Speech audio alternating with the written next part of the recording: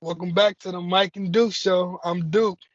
Come on, dude. It's the M&D Variety Show, man. Okay, nigga, M and Duke show, whatever. You know what the fuck. All right, come on. I'm no, we gonna keep going. All right, tried to let him.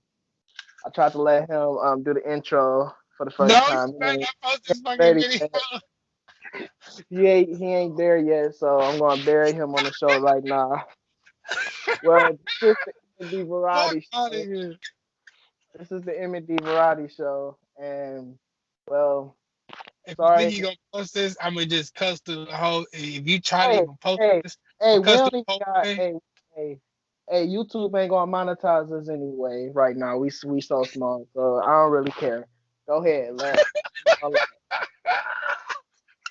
No, all right, come on, bro. Let's start over. Come on. No, no, no.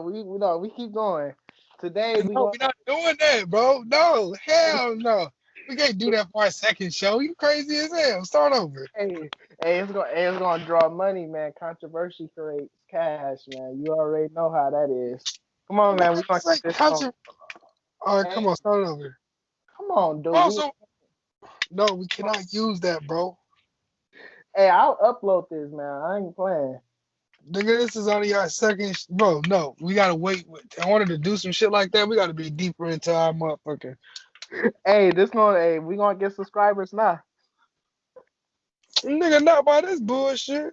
Hey, yes it will. All right, welcome to the M&D Variety Show. I'm Mike, I'm Duke.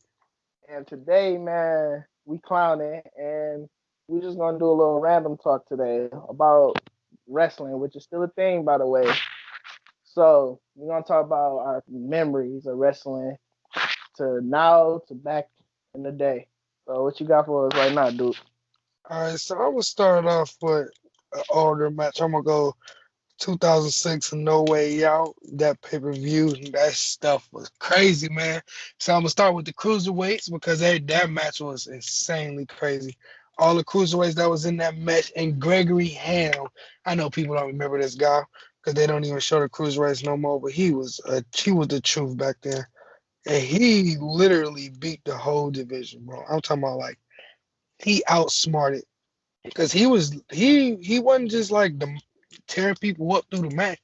He just picked his spot at the end. He retained the championship. It was crazy for that. And then the ending of the show, man, we had some great matches. Chris Benoit, Booker T was in that one. Murderer, Chris Benoit. Yeah, so it was some pretty good matches. That was one of my more memorable pay-per-views from SmackDown. Well, my first memory was I had to go to WrestleMania 23. The WrestleMania I went to, Ford Field, Detroit, Michigan. Yes, sir. And well, opening up the match, open up the whole show, we had Aretha Franklin singing America is Beautiful, R.I.P. Aretha Franklin. Excuse me. And well, that the best matches to me was probably like the ladder match, the the Money in the Bank ladder match. It was the Hardys, it was the Hardy Boys, CM Punk, Edge, Mr. Kennedy, King Booker.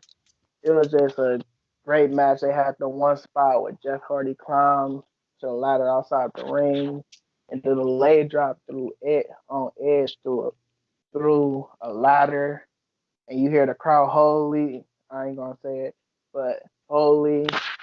But it was just an amazing show. We had John Cena versus Shawn Michaels. You had you had the Undertaker versus Dave Batista. You had ECW, the original ECW versus the new brand. It was just and WrestleMania 23 drew the biggest show because of our president Donald Trump. Yes, Donald Trump was a part of wrestling, WrestleMania 23, and he was managing a black guy, Bobby Lashley. Oh, that was the haircut match, right? Yeah, the haircut match. Yep. So, what's your next memory, dude? Man, so I'm gonna go Royal Rumble 2008. John Cena returns. The building shoots off. The roof shoots off Madison Square Garden. Everybody get too loud. Triple H looked like he seen a ghost. It was, man, like, John Cena, my boy. So when he came, he was already on injury. He came back and he came back at number 30, only the second person at that time to come in at number 30 and win the whole thing. Yeah, so you got your research.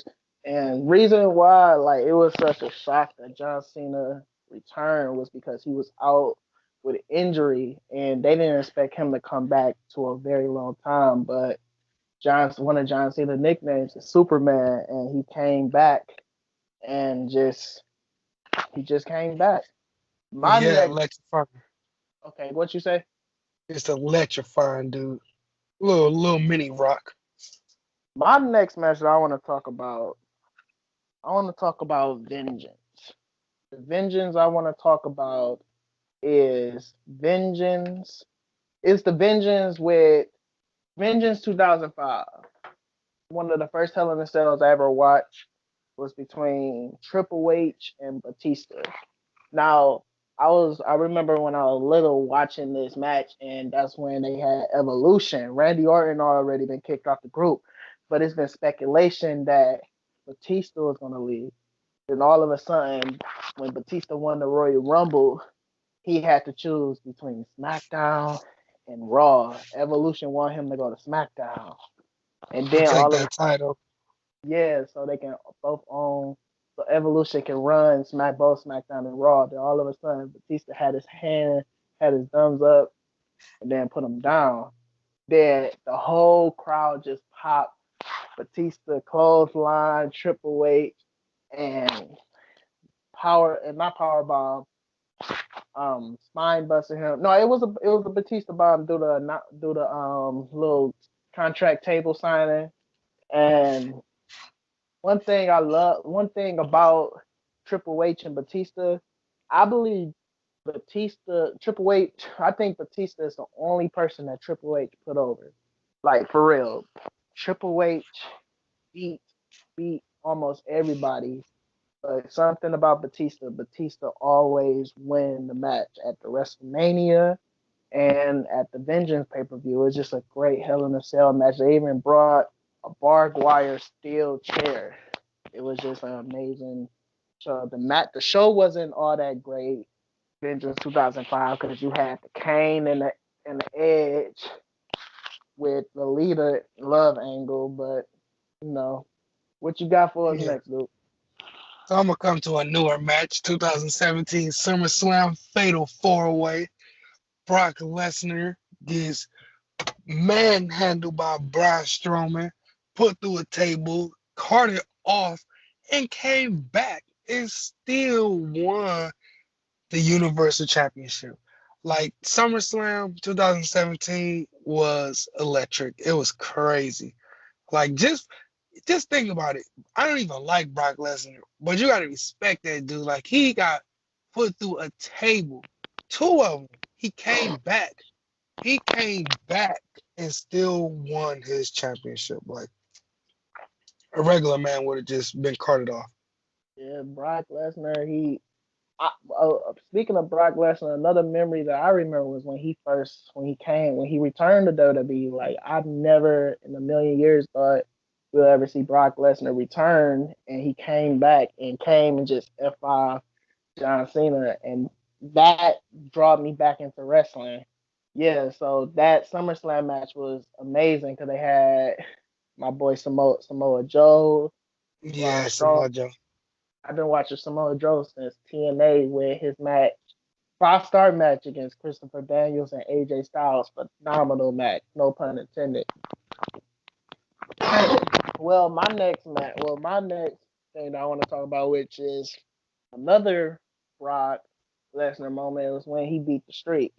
I never thought that Undertaker's streak would ever be broken. I really wish that Undertaker would retire with that streak, but Vince saw that he felt like it's time for Undertaker to lose the streak. But if you know the history, Undertaker Ben kind of wanted to lose the streak. He didn't want He the didn't want streak to to. only be known by. Yeah, Yeah, yeah, Yeah, I remember him talking about that he didn't want to be the only person known by the street. He didn't want to be only known by his WrestleMania streak. Yeah. It was just so it was a sad moment in my opinion. Well, I guess for everybody it was sad because it's just something that was unexpected. And I believe the only people that knew that was going to happen was Brock, Taker, and Vince, and probably Paul Heyman. But like people in the back, the locker rooms really didn't know that was actually happening, and that created a shock factor that I think I'll go down to be one of the biggest moments of WrestleMania history.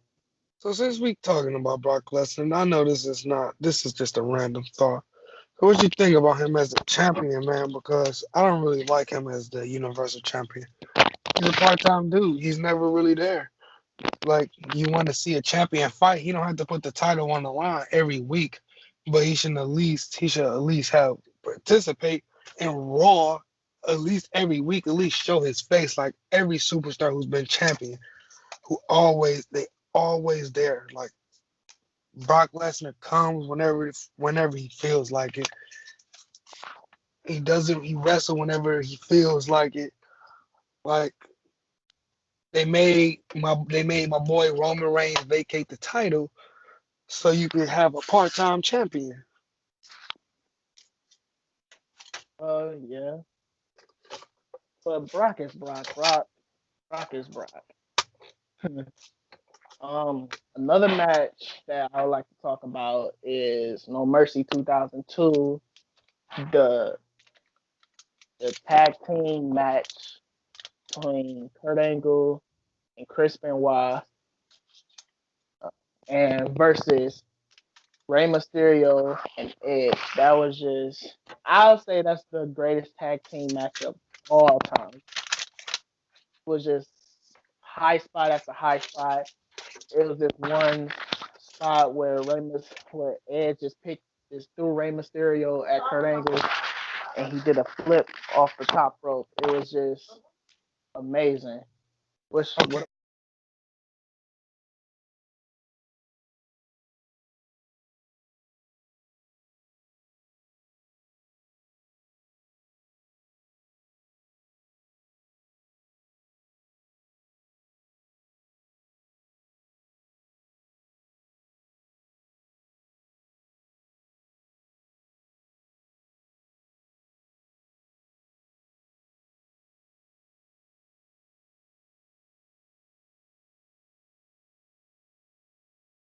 what ended, and that will do it for this episode of the MNED Variety Show. I'm Mike, And I'm Duke. and please like, comment, and subscribe. If you like what you see, subscribe, show your love, leave a comment, and we'll be back with another video. And we'll be in and we will do it less than 5 days. We'll try to upload at a consistent rate. All right, we out. We out.